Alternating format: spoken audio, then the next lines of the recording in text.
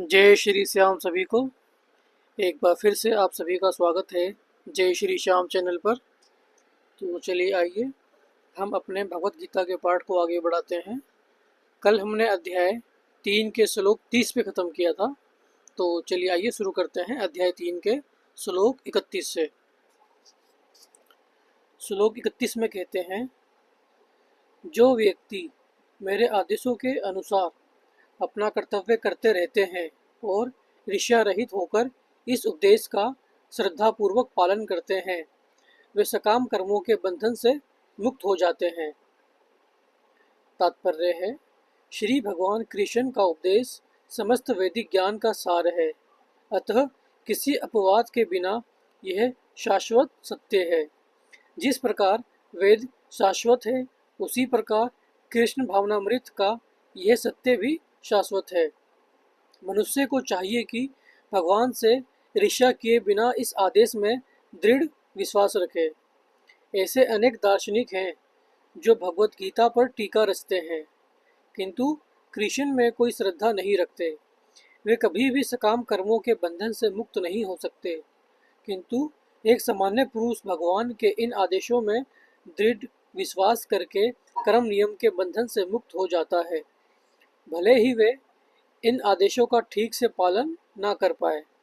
कृष्ण भावनामृत के प्रारंभ में भले ही कृष्ण के आदेशों का पूर्णतया पालन ना हो पाए, किंतु मनुष्य इस नियम से रुष्ट नहीं होता और पराजय तथा निराशा का विचार किए बिना निष्ठापूर्वक कार्य करता है, अतः वह विशुद्ध कृष्ण भावनामृत को प्राप्त होता है।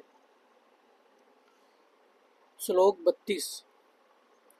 किंतु जो ईर्ष्यावश इन उपदेशों की उपेक्षा करते हैं और इनका पालन नहीं करते, उन्हें समस्त ज्ञान से रहित, दिग्भ्रमित तथा सिद्धि के प्रयासों में नष्ट भ्रष्ट समझना चाहिए। इसका तात्पर्य है, यहाँ पर कृष्ण भावना भावित न होने के दोष का स्पष्ट कथन है।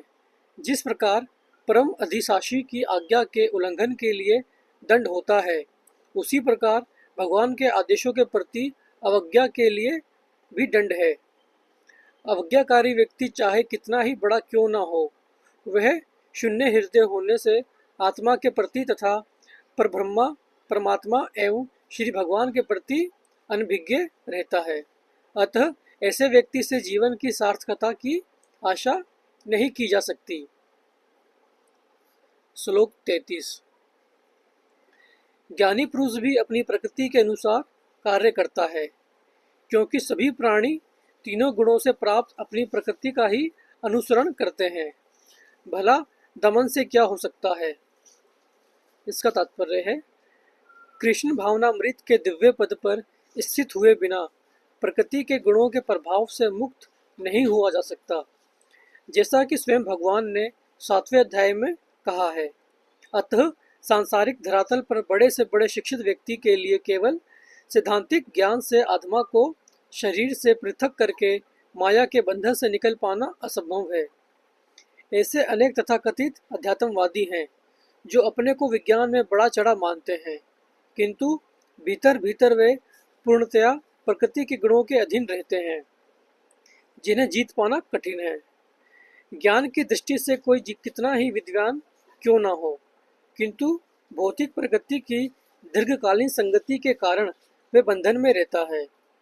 कृष्ण भावनामृत उसे भौतिक बंधन से छूटने में सहायक होता है, भले ही कोई अपने नियत कर्मों के करने में संलग्न क्यों न रहे। अतः पूर्णतया कृष्ण भावना भावित हुए बिना नियत कर्मों का परित्याग नहीं करना चाहिए। किसी को भी सहसा अपने नियत कर्म त्याग कर तथा कथित योगी या कृत्रिम अध्यात्मवादी नहीं बन जाना चाहिए। अच्छा तो यह होगा कि यथास्थिति में रहकर श्रेष्ठ प्रशिक्षण के अंतर्गत कृष्ण भावनामृत प्राप्त करने का प्रयत्न किया जाए। इस प्रकार कृष्ण की माया के बंधन से मुक्त हुआ जा सकता है। तो ये था श्लोक 33। तो हम आज 3 श्लोक करेंगे, अध्याय 3 के श्लोक 33 पे ख़त्म कर रहे हैं। इसके आगे हम कल करेंगे शुरू अपनी अगली वीडियो में श्लोक 34 से। तो आज के लिए इतना ही। जय श्री श्याम।